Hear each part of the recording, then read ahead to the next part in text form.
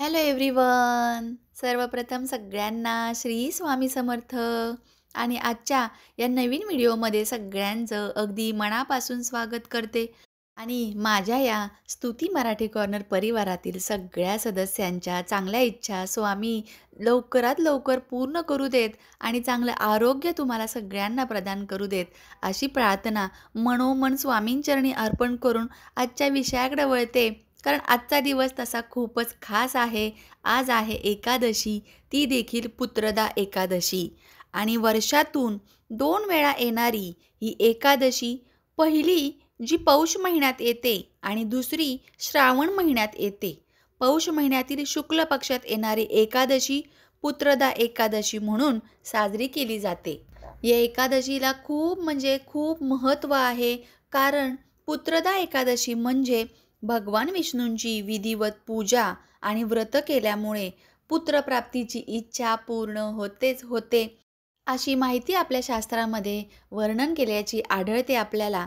तसेच जे लोक हे व्रत करतात त्यांच्यावरती भगवान श्री विष्णूंची अपार कृपा असते आणि त्यांच्या मनोकामना पूर्ण होतात असेही मानले जाते. जे लोक वर्षातून 2दा हे व्रत करतात त्यांना मोक्ष प्राप्त होतो आणि त्यांच्या मुलांना चांगल्या आरोग्याचे वरदान मिळते. याशिवाय संतती प्राप्त होते. निसंतानाला संतती सुख मिळतं आणि पुत्रहीनाला पुत्राचे सुख प्राप्त होते. अशी ही पुत्रदा एकादशी सगळ्यांनी आजच्या दिवशी श्री विष्णूंची पूजा करायची आहे.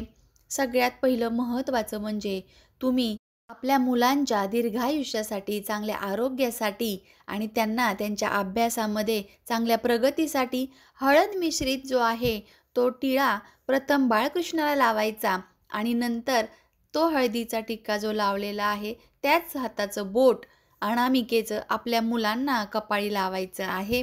संध्याकाळी तुम्ही 6:30 ते 7 वाजेपर्यंत हा उपाय करू शकता. यासोबतच काय करायचं आहे, एक कापूर घ्यायचा आहे, त्यामध्ये 2 लवंगा घ्यायच्या आहेत आणि त्या जाळायच्या आहेत आणि त्यामध्ये एक दालचिनीचा तुकडा जो आहे तो टाकायचा आणि याने आपल्या मुलांची 7 वेळा जी आहे दृष्ट काढायची आहे, नजर उतरवायची आहे आणि हा कापूर जो आहे तो पूर्ण जळून गेला पाहिजे. त्यातील लवंग वगैरे अशा प्रकारे तुम्ही कापूर त्यामध्ये टाकायचा आहे.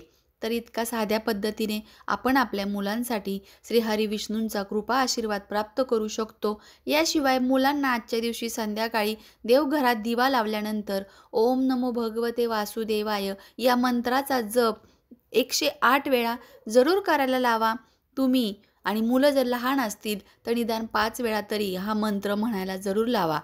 त्यांच्यासोबत तुम्ही देखील बसा आणि तुमच्या मागं हा मंत्र म्हणायला सांगा. म्हणजे त्यांना देखील या मंत्राचं जे आहे ते योग्यरित्या उच्चार करायला जमतील.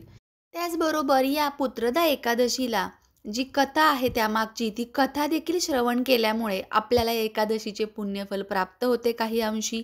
तर जरूर ही कथा आज मी सांगणार आहे. फक्त या कथेच्या श्रवणाद्वारे तुम्हाला पुण्यफल प्राप्ती होते आणि मनोवांछित इच्छा पूर्ण करण्यासाठी भगवंताचा आशीर्वाद प्राप्त होतो.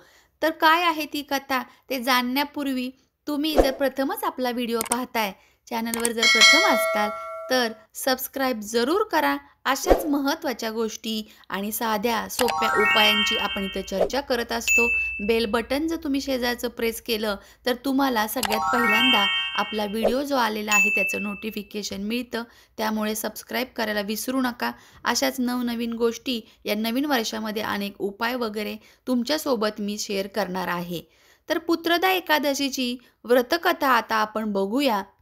पुरातन काळामध्ये एक राजा राज्य करत असायचा. त्याचं नाव होतं महिष्मतीपुरी. हा राजा अत्यंत शांतिप्रिय, धर्मप्रिय असा एक राजा होता. पण त्याला स्वतःचं मूल नव्हतं. त्याला कोणतंही संतान सुख नव्हतं. मग त्याच्या शुभचिंतकांनी अनेकांनी एका लोमेश ऋषीला याचे कारण विचारा असा त्यांना सल्ला दिला. त्यांनी सांगितले की तुम्ही त्या ऋषींजवळ जावा आणि त्यांना तुम्ही विचारा की काय आहे या मागचं कारण किंवा मला काय करता येईल जेणेकरून मला संतान सुख प्राप्त होईल. तेव्हा त्या ऋषींना नमस्कार करून राजाने त्यांना विनम्रपणे अभिवादन केले की हे ऋषीमुनी, माझ्या या आयुष्यात ही जी अडचण आहे ती माझी दूर व्हावी यासाठी मला मार्गदर्शन करा.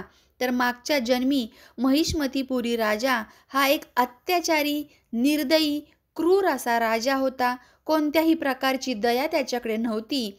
त्यामुळे मागच्या जन्मी याच एकादशी दिवशी राजा तलावाजवळ गेला होता, म्हणजेच पाणी पिण्यासाठी, कारण तो शिकार करून दमला होता आणि तो पाणी पिण्यासाठी एका जलाशयाजवळ पोहोचला. तेव्हा तिथे नुकतीच बाळंतीण झालेली गाय पाणी पिण्यासाठी आली होती. मात्र राजाने काय केले, तिला तेथून हटकले, तिला दूर केले आणि तो पाणी पिऊ लागला तिथे. त्यामुळे असं झालं, त्याचे हे दुष्कर्म जे आहे, ते दुष्कर्म या जन्मी त्याला पिता बनून देत नाहीये किंवा पुत्र सुख प्राप्त होत नाहीये, संतानाचं सुख कोणत्या प्रकारे प्राप्त होत नाहीये. त्यामुळे जर त्याला या शापातून मुक्त करायचे असेल, तर हे राजा, मी तुला एक उपाय सांगत आहे, एक व्रत सांगत आहे, ते तुला करावे लागेल. कारण त्याचे पुण्य तुला जर मिळाले, तर काय होणार आहे, ते व्रताचे पुण्यामुळे तुला संतान प्राप्ती होणार आहे. म्हणून ऋषींच्या आदेशानुसार प्रजासह राजाने सुद्धा हे व्रत केले. अनेक प्रजेने जे व्रत केलं राजासाठी, तर त्याचं पुण्य राजाला प्रदान केलं या एकादशीचं. म्हणजे कितीतरी अधिक पटीने राजाला हे पुण्य प्राप्त झालं एकादशीचं आणि त्याला संतान सुख प्राप्त झालं. काही दिवसांनंतर, काही कालावधीनंतर राणीने एका गोंडस बाळाला जन्म दिला. तेव्हापासून एकादशीला पुत्रदा एकादशीचे व्रत देखील करण्याची परंपरा आहे किंवा ही तिथी साजरी करण्याची अनेक ठिकाणी आपल्या शास्त्रामध्ये सांगितलेली रीत आहे. म्हणूनच काही मनात शंका कुशंका न आणता, मी कालच्या व्हिडिओमध्ये देखील सांगितलं, संध्याकाळी तुम्ही विष्णू सहस्त्रनाम लावायचं आहे, विष्णू चालीसा लावायचा आहे, ओम नमो भगवते वासुदेवाय या मंत्राचा जप करायचा आहे 1 माळ आणि लोण्याचा आणि खडीसाखरेचा मिश्रित असा एक गोळा किंवा वाटीमध्ये लोणी, खडीसाखर, त्यावर तुळशीपत्र अवश्य ठेवायचं आहे. हा नैवेद्य श्रीकृष्णाला अर्पण करायचा आहे, त्याला भरवायचं आहे. त्याच्या तोंडाला, त्याच्या ओठाला, आपल्या बाळकृष्णाच्या मूर्तीला तो लोणी लागलं पाहिजे, अशा प्रकारे भरवायचं आणि मग तो प्रसाद पती आणि पत्नीने दोघांनी खायचा आहे. इथून पुढं सलग 21 एकादशी हा नैवेद्य तुम्ही अर्पण करायचा आहे. उपवास नाही केला तरी चालेल, पण तुम्ही जे नियम आहेत ते नियम पाळायचे आहेत, की आजच्या दिवशी तुम्ही कोणतेही नॉनव्हेज वगैरे पदार्थ असे काही खायचे नाही आहेत. साधं सात्विक अन्न खायचं एकादशीच्या दिवशी आणि सलग 21 एकादशी तुम्ही हा नैवेद्य अर्पण करून संतान गोपाळ स्तोत्राचं पाठ करायचे आहेत. ज्यांनी ज्यांनी तो व्हिडिओ अजून ऐकला नसेल तर जरूर ऐका, म्हणजे तुम्हाला डिटेलमध्ये समजेल. चला तर मग पुन्हा भेटूया अशाच नवीन माहितीसोबत. आणि हो, व्हिडिओ जर आवडला तर लाईक करायला विसरू नका. आणि तोपर्यंत सर्वांना माझ्याकडून एकादशीच्या खूप खूप शुभेच्छा आणि श्री स्वामी समर्थ.